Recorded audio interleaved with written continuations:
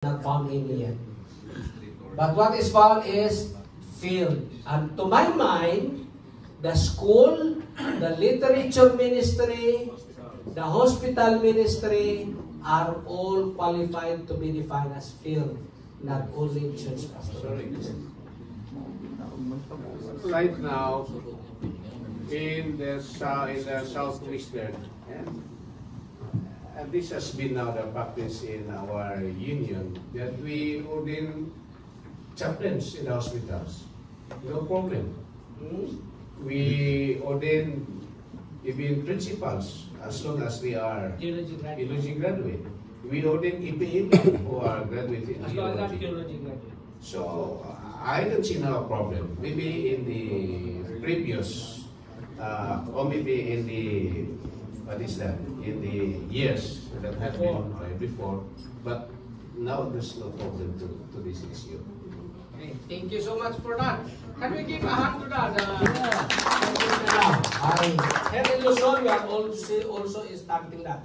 There is the certification of approval on that document. And that document is already in the group chat. Now, because of that, this is also the requirements for ecclesiastical endorsement. So those are the requirements.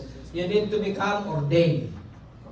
You will sign the chaplain's endorsement covenant, certification of active regular membership in the association, certification of regular membership from the local church board. For those who are applying for reserve service, should have taken at least 1 unit of CPA from a recognized CPA training association. So far, we recognize 2, CPA-SP and AACPA. And we are on the process of reciprocity in the basic units and the certification of BCC and BCPC in the EPCSP Philippines. Now, this is also the general process how you will apply. Now, to solve the seemingly to balance, to reconcile, the ANC is approved to have a chaplaincy track of ordination. But let me clarify. Hindi po yan ordination ng chaplain. Isa lang po ang ordination. The ordination is only for pastors. Some evangelicals, they dichotomize that. They have ordination for pastors, ordination for chaplains. Wrong in the Adventist context. Only one ordination. Ma-ordin ka lang bilang pastor, pag na-ordin ka na, saka mag-apply specialize in chaplaincy.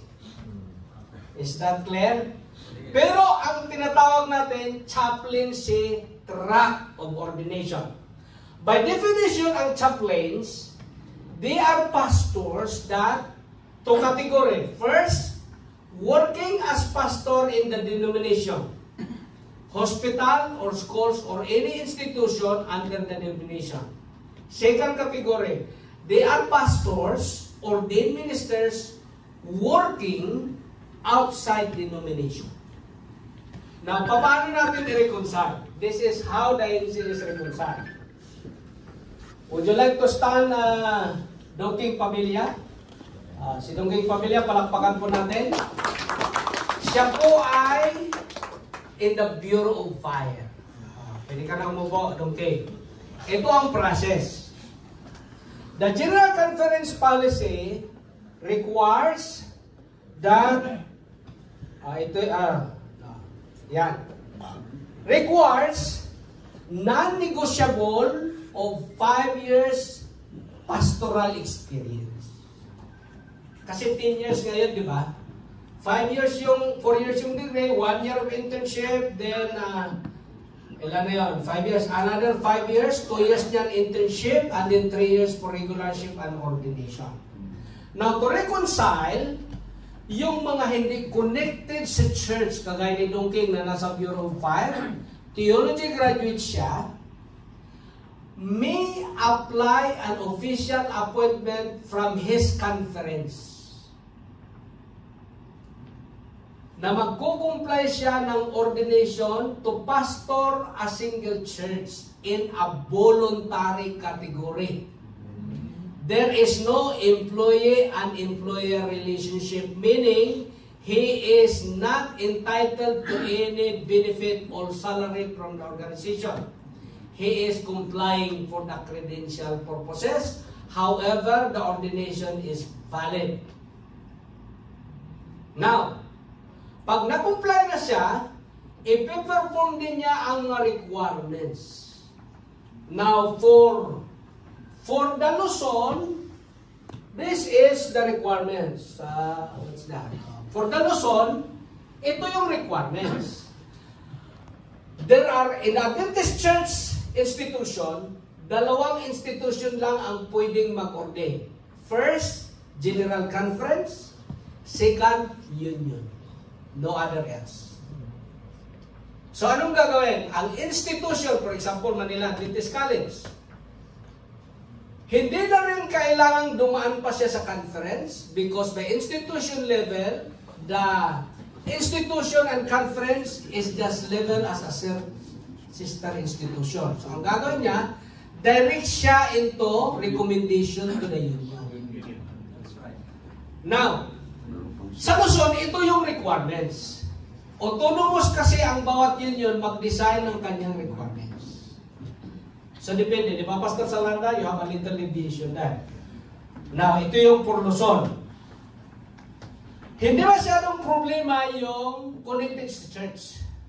Pag hindi ka connected, ito yung challenge kagaya ni Dong King. So ang gagawin niya, nag-apply siya sa South Central. It must be approved by the Execom that he is assigned in a certain church as volunteer pastor in the period of 5 years. That he will also comply all the requirements for ordination except salary. However, the church that he was assigned to is not precluded if they will give them a stipend. It's okay. But for Dong King's case, hindi niya tinanggap yun. Dami niyang pera, laking sweldo niya eh.